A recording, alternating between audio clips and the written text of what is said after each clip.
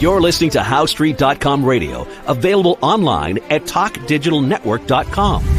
Welcome to HowStreet.com radio, the online source for market opinions.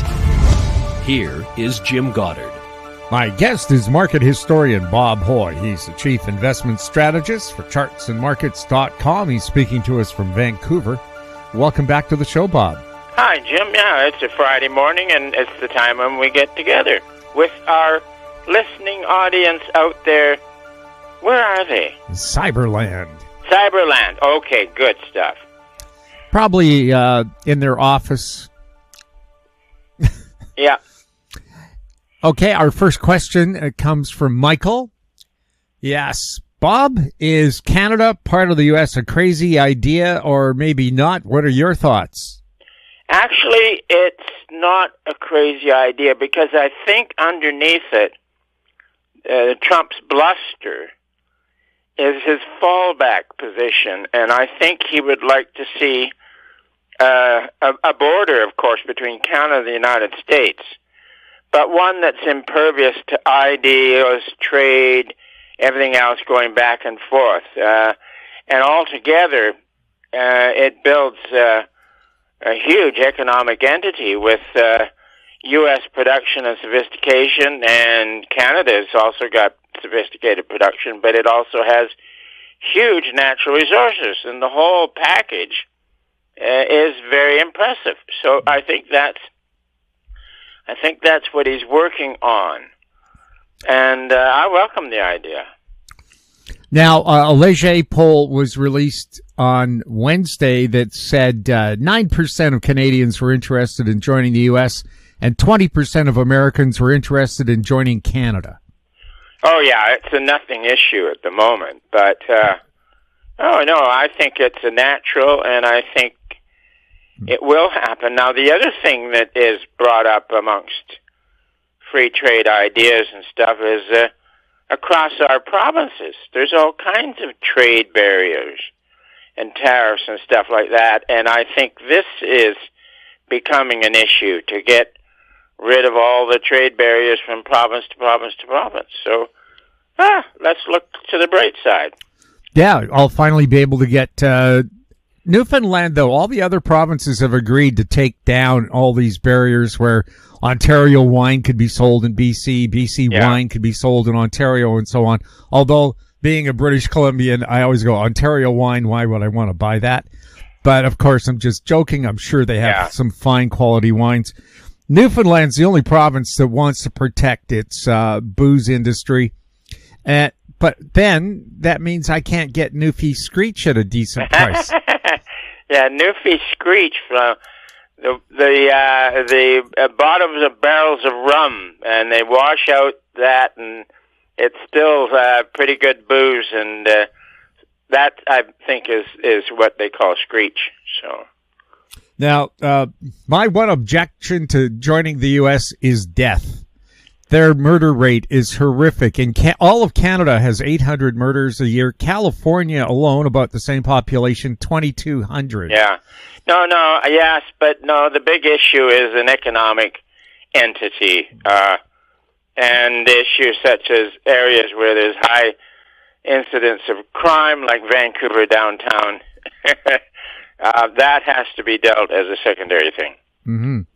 Now, our next listener question comes from Hannah. Hello, Bob. You've indicated the U.S. dollar will become chronically strong in a global bust. Does it mean it will be stronger than it is now?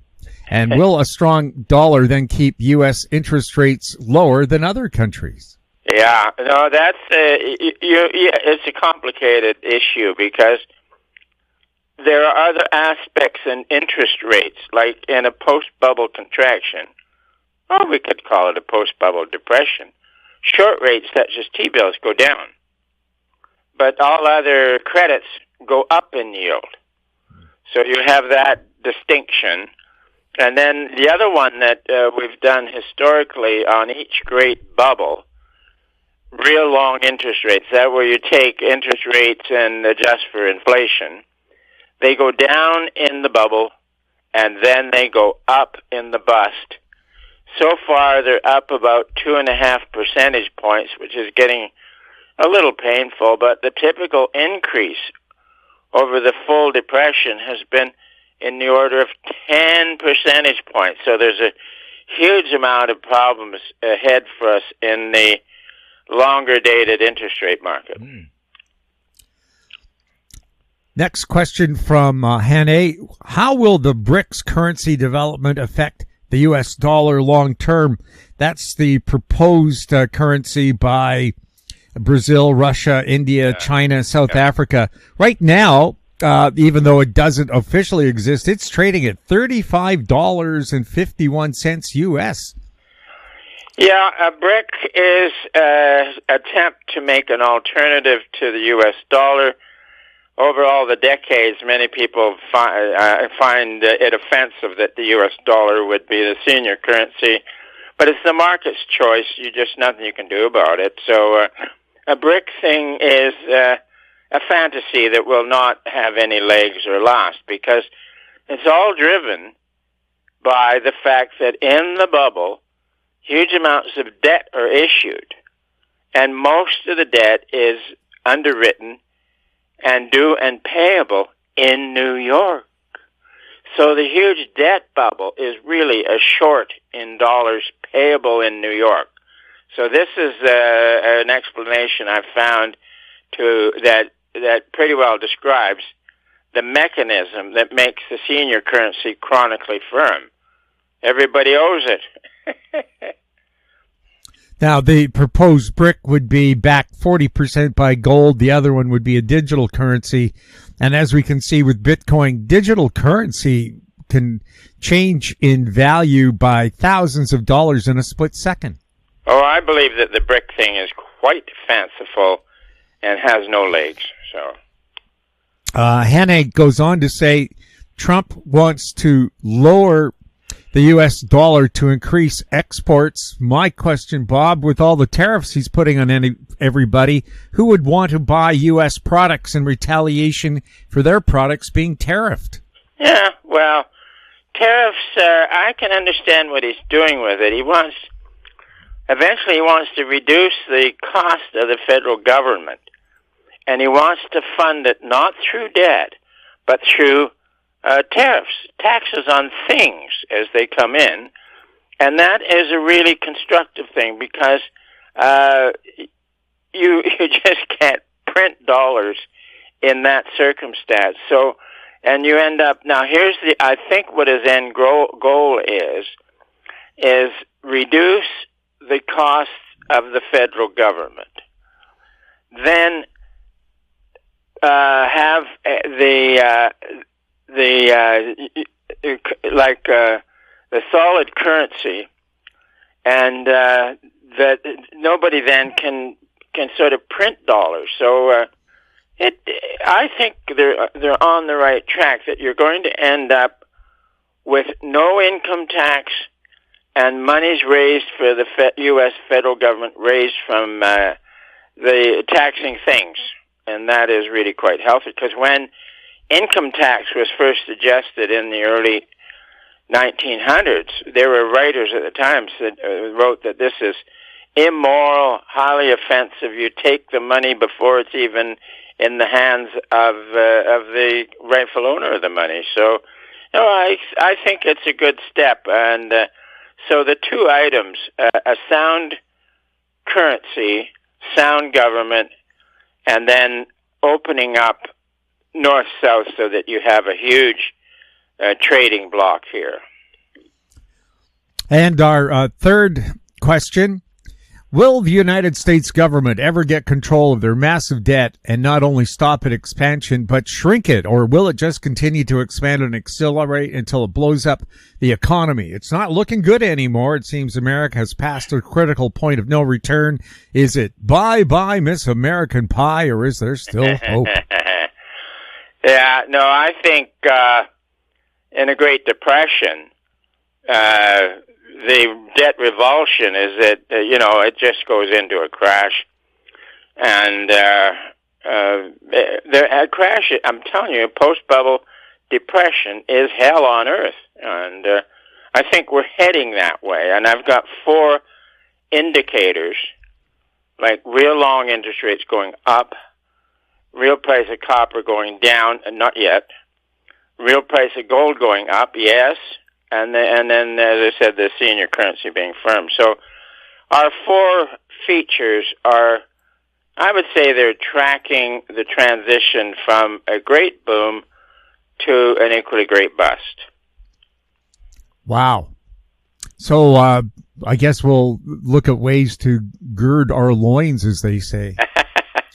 You do your own loins. Well, I've learned all my loins. Honestly, I've been up all night. I'm ready for the play, sir. I've learned my loins. Yeah.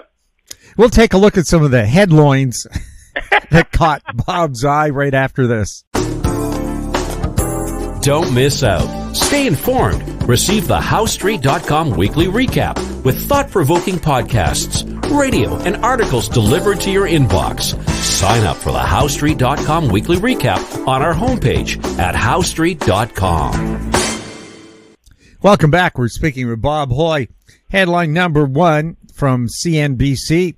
Trump says there will be flexibility on reciprocal tariffs. Yep.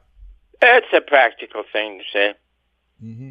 Now, how do you think he'll judge what should be re-tariffed or boosted tariff? Well, it's like anything else. The market will force his hand. Now, the Wall Street Journal headline says, depressed Democrats find hope at Bernie Sanders rallies. The 1%. The 1%. Yeah, generally the articles are that the Democrats are completely flattened as a party. They have no leader, effective leader, and they're actually, I look at it, they're living in the past of, we're going to do this for you and we're going to do that, authoritarian government, and the world is on a transition from authoritarianism to more freedom for the individual. It's a good thing. Now, Turkey, a country rocked with riots right now because of the arrest of the mayor of Istanbul. Anyway, Turkey bans short selling, eases buyback rules to bolster stocks. Is banning short selling a good idea? No, it just shows complete misunderstanding of the financial markets, which is typical of politicians and bureaucrats. Germany banned short selling quite some time ago. I don't recall. Yeah. Yes, because under Merkel, she said the idea of a stock market is to grow businesses, not try to destroy them. No, you got to have the shorts. I mean, when you get a crack in the stock market, the shorts are if a shorting is allowed, the shorts will be there to cover. So you got to bid when normal buy bids are sparse. So no, I'm all for short selling in any market. From Bloomberg, Trump administration eyes move to privatize Fannie and Freddie Mae. They're the mortgage providers. Is that a good idea? Oh, yeah. Why in the world are government agencies in the mortgage market? It's just you can't explain it, except that way back then, I mean, when was it? Maybe late 60s when it was introduced, they considered it as a good idea, but not now. And our final headline here, or it shouldn't be our final one, U.S. consumer sentiment tumbles to 4-year low, fears over tariffs mount. Yeah, that's the one you want to watch. An economic series, and it suddenly goes, oops, plunge. And that is a telltale before you actually get a GDP number or things like that, which only come out quarterly. So these monthly ones you want to watch. Now, President Trump's primary message in his election campaign is that he would lower consumer costs on day one. How do tariffs do that? Well, a tariff will temporarily bump a price, and then you forget about them. Now, we might have mentioned this last week. In the normal business cycle, you get a boom and you get a severe recession. Local politicians and bureaucrats are looking at high unemployment in that country. They then turn to protectionism through tariffs. It's a natural thing in a post-bubble contraction. So that is yet ahead of us.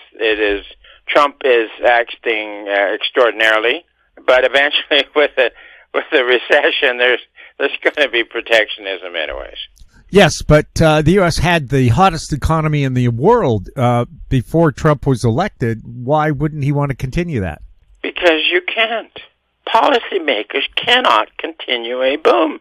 Besides that, you had the big 2021, and then you had the COVID and all kinds of weird things going on. But believe me, central bankers, politicians, and other bureaucrats think that they can really manage an economy, and it is absolutely a fraudulent idea.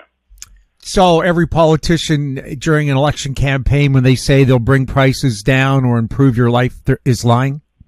No, they're just stupid. It's a party line from governments and bureaucrats and the whole apparatus of the big state. So, in other words, because, we've seen it here in Canada. Jean Chrétien promised to get rid of the GST. It's here in my little red book.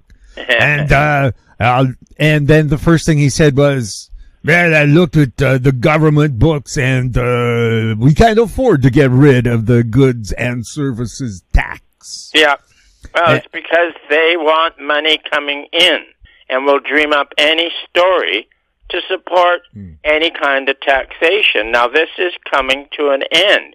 There's a great reform started, and it's around the world. Poland and other countries are changing already, and it's changing in the U.S. with Trump and with an election in Canada and a new leader with the Conservatives. Then we'll see the reform movement extend into Canada. From the Financial Times, Japan has not yet conquered deflation, Finance Minister warns. Yeah, and that's been going on for 25 years or something like that. They've been fighting their post-bubble deflation, and it's interesting to watch. They can't do a thing about it. Japan's biggest problem is their shrinking population, as Japanese are not having children. Yeah, I heard something about that. The biggest reason is they say they can't afford them because Japan's a very expensive country to live in. Yeah. Mm-hmm. And I recall a recent story where a town of 5,000 people celebrated the birth of their first baby in 20 to 25 years. Oh, my gosh, that's a charming story. But and alarming. And, of course, Japan, unlike other countries like Canada, the U.S., and Britain that allow immigration, they're against anybody who's not Japanese moving to Japan. Yeah. So eventually Nippon will just shrink away to a couple of old people, I guess. And also in Japan, an interesting stat brought by our correspondent there, James Corbett. In Japan, more adult diapers are sold than baby diapers. Oh, yeah, incontinence or something like that, yeah. Well, we're older, Bob. We know things don't always go as you plan. Yeah.